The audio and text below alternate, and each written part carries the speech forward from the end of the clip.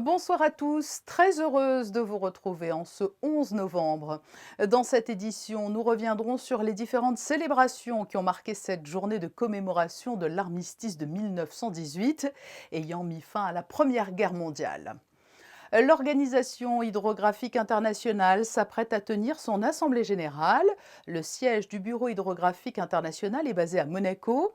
L'occasion de découvrir les missions et objectifs de l'OHI avec l'une de ses représentantes, Sarah Couture. La direction du tourisme et des congrès ne manque pas d'idées et de projets, alors que ce secteur est tout particulièrement impacté par la crise. Guy Antonielli, directeur du tourisme et des congrès, nous présentera le livre blanc du tourisme qui illustre, une fois de plus, l'importance d'une démarche responsable. Monaco, terre de cinéma et de télévision, Monaco, terre de tournage. Le producteur John Bernard est en principauté pour plusieurs jours. Il supervise le tournage de la nouvelle saison de la série britannique à succès The Syndicate. L'action se déroule à Monaco. Nous le retrouverons à l'hôtel Métropole à quelques mètres des coulisses de l'une des scènes. Les salles de sport sont actuellement fermées en raison du contexte sanitaire. Mais cela n'empêche pas les plus endurants sportifs de parvenir à se maintenir en forme. C'est ce que vous avez confié à Vanessa Dessy, qui est allée vous demander comment vous vous entreteniez. Mais tout de suite, pour débuter ce journal, les célébrations du 11 novembre qui se sont tenues aujourd'hui à Monaco. Fabien Bonilla.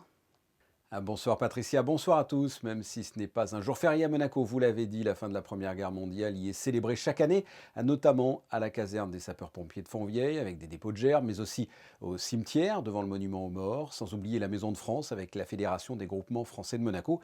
Il ne faut pas oublier que la Première Guerre mondiale a fait plus de 18 millions de morts militaires et civils confondus.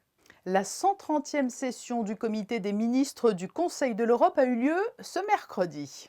Par vidéoconférence, les ministres des Affaires étrangères des 47 États membres du Conseil de l'Europe ont pris part aux travaux de cette réunion ministérielle annuelle. Parmi eux, Laurent Selmy, le conseiller de gouvernement pour les relations extérieures et la coopération.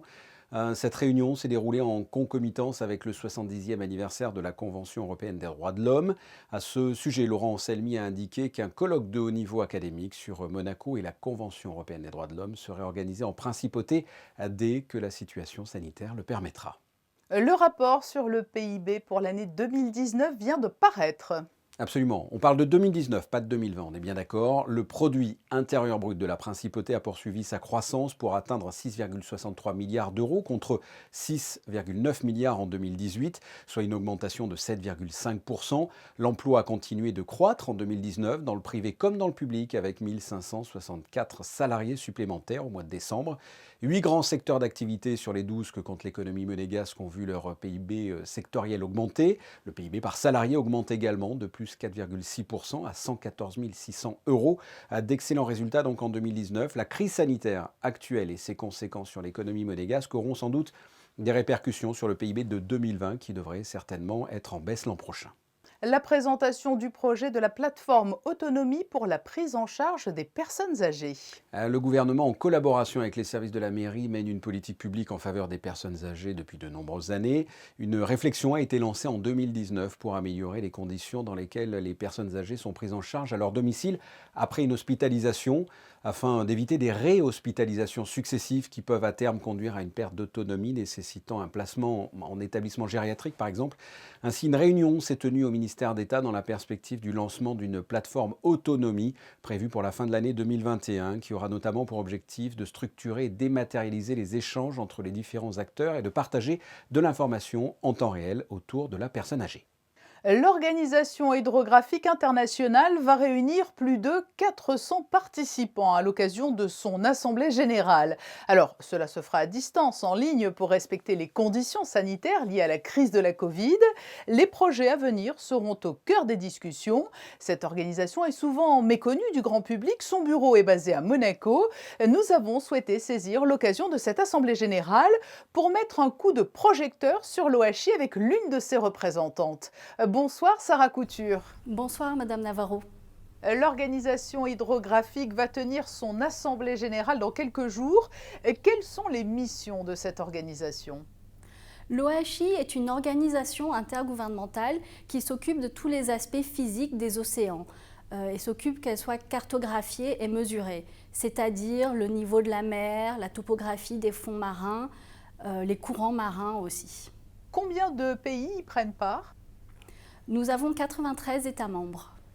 Comment se traduisent au quotidien les actions de l'OHI? Est-ce que l'on peut avoir quelques exemples concrets de projets qui sont menés? Un de nos projets en ce moment, c'est la création d'une nouvelle norme pour les données numériques, afin que si des données sont collectées dans un pays du monde, elles puissent être utilisées par un pays à l'autre bout du monde. Alors vous avez esquissé un début de réponse, mais à l'heure où tout bascule dans le numérique, vous avez là aussi, vous, dû initier certainement un chantier très important? Bien sûr, pendant longtemps, les cartes marines étaient imprimées. Il y a déjà des pays qui ont dit qu'ils ne voulaient plus continuer les cartes marines papier. Et justement, maintenant, les systèmes de navigation sont des systèmes numériques. Donc, il y a un besoin urgent pour que toutes les données soient numériques. Et donc, il faut que toutes ces informations puissent être utilisées sur les différents supports.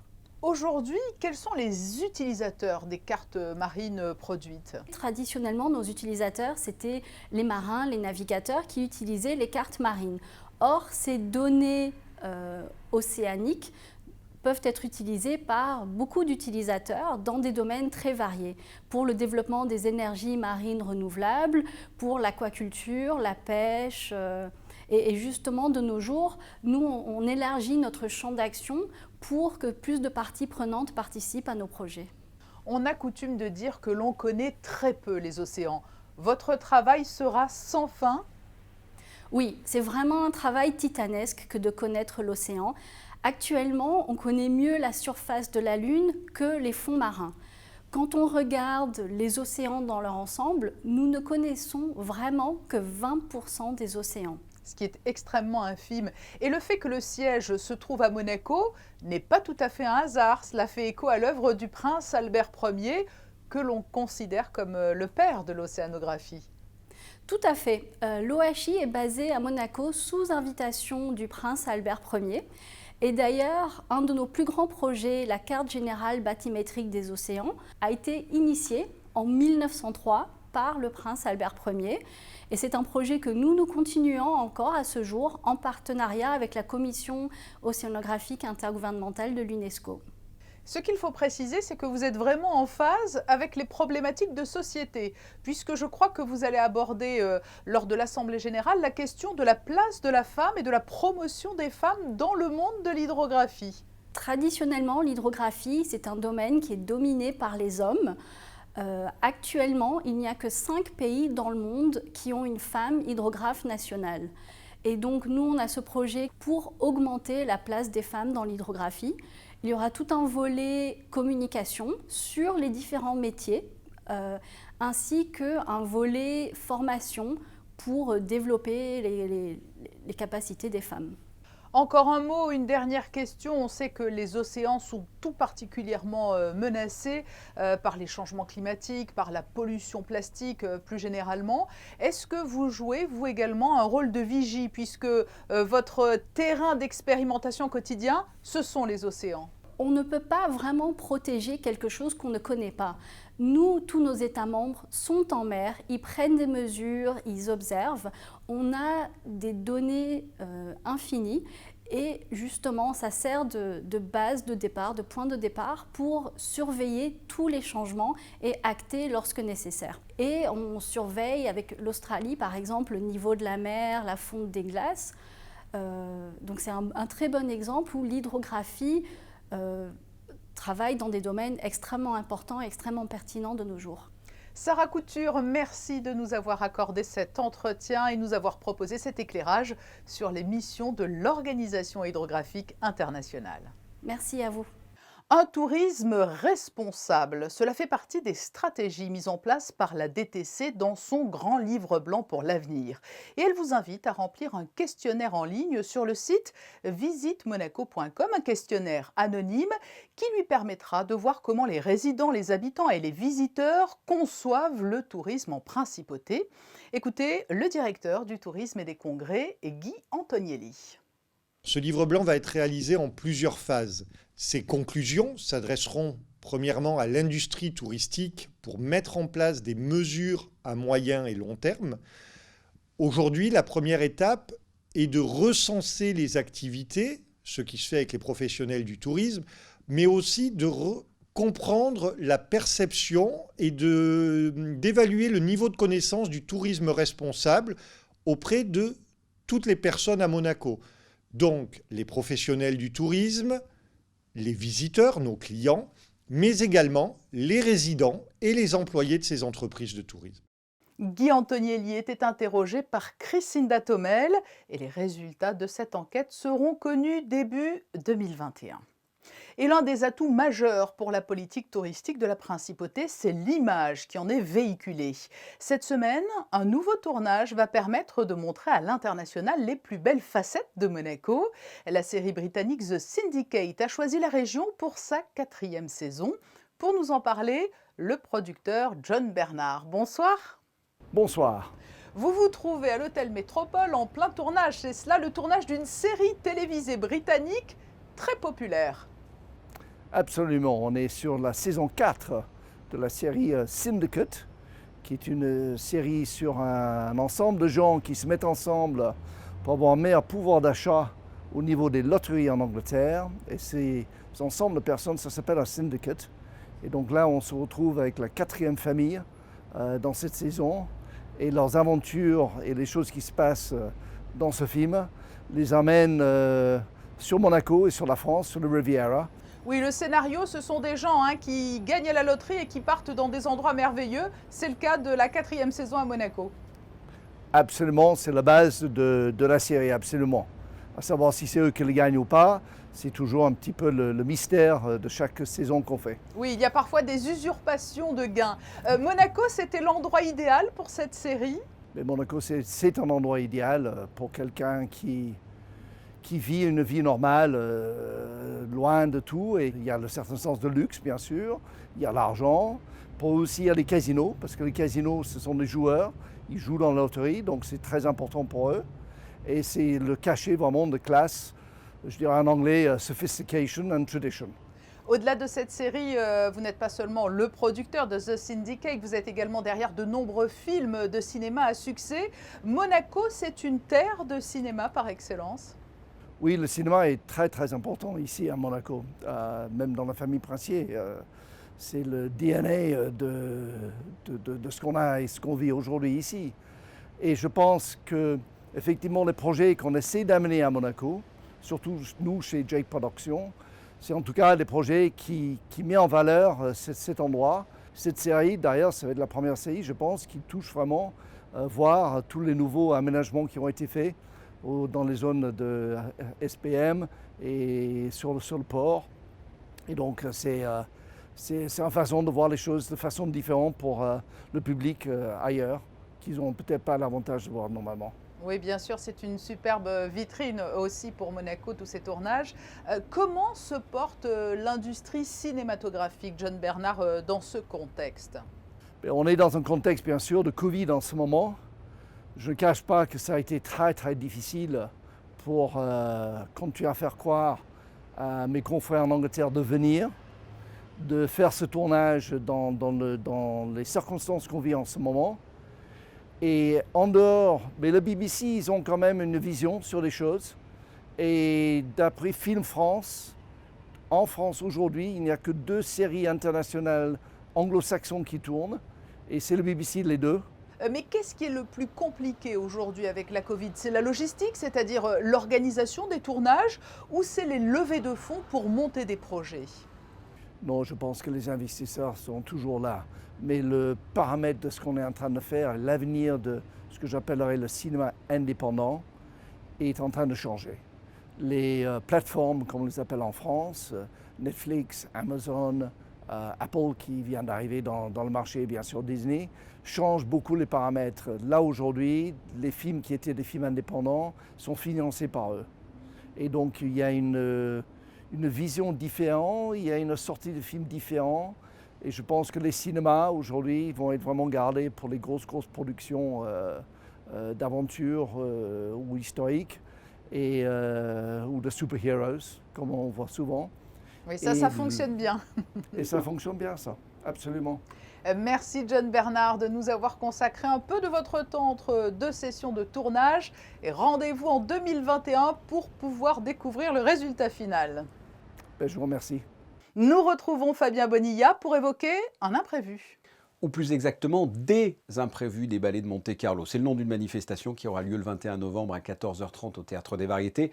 Ces premiers imprévus de la saison vous invitent à venir admirer les élèves de l'Académie Princesse Grace. Cette académie permet à ces élèves issus de différents pays de parfaire leur apprentissage afin d'intégrer à l'issue de leur formation une grande compagnie de danse internationale. À l'occasion de ces imprévus, le public pourra découvrir l'enseignement de ces jeunes élèves. L'entrée est réservée au public monégasque et aux résidents de la Principauté est au tarif unique de 5 €.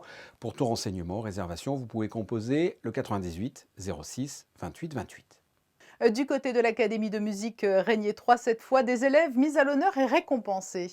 Oui, 2 élèves de l'académie ont été, comme vous l'avez dit, récompensés par la SACEM. Une cérémonie qui s'est déroulée dans la salle des mariages de la mairie en comité restreint.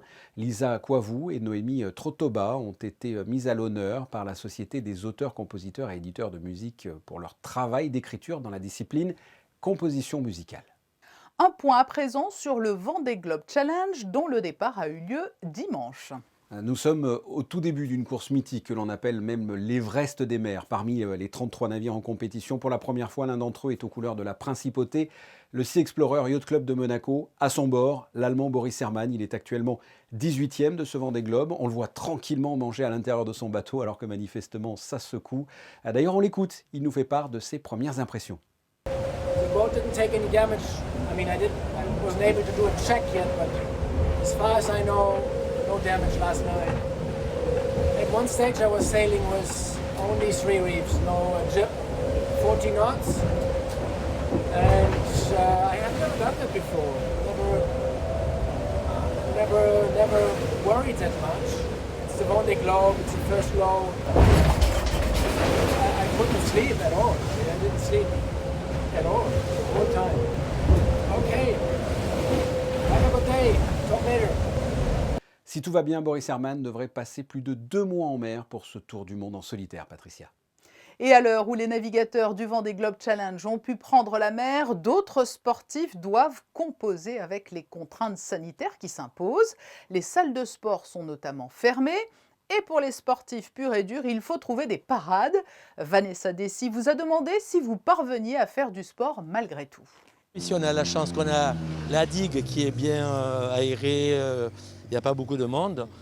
Donc, on marche rapide, on se croise entre sportifs comme avant. Le tout, c'est de porter le masque, effectivement. Bon, ça, c'est pas toujours très agréable, mais bon, on essaye de faire avec. Hein. J'ai le vélo d'appartement, voilà, ce qui plaît à mon épouse. Et que je fais toujours quand il y a un match de foot à la télé. Hein. Sinon, je peux pas. Je m'arrête au bout de 5 minutes. Je fais de la trottinette, je circule là comme ça, parce que j'habite dans le coin. Je circule assis en trottinette. Je vais au tennis accompagner ma fille qui continue à faire du sport au tennis. Je ne fais que marcher un petit peu, mais rien de spécial. Bon, donc ça n'a pas vraiment changé mes habitudes. Je pense que c'est très important continuer de pratiquer le sport. Mais le sport avec une personne. Moi, je fais beaucoup de footing. J'en fais 3-4 fois par semaine. Et après, c'est juste footing pour l'instant. On fait le tour de la maison. Normalement, ici, port, rocher, la maison, 1 heure. Et faire du sport sous le soleil, c'est encore mieux. Quel temps est-il prévu jeudi, Fabien ? Eh bien, la journée sera mi-ensoleillée, mi-nuageuse, mi-figue, mi-raisin, entre chien et loup, coup-ci, coup-ça. Enfin, ça peut durer longtemps, tout ça pour vous dire que ça ne sera pas une journée mémorable. En ce qui concerne les températures, comptez de 12 à 15 degrés. Le soleil se lèvera à 7h21 pour se coucher à 17h07. Et ce jeudi, nous fêterons les Christians. Nous refermons ce journal avec les photographies de Manuel Vitali et Michael Alési prises lors des célébrations du 11 novembre. Demain, vous avez rendez-vous avec Émilie Rousseau à 19h. Je vous souhaite une belle et douce soirée.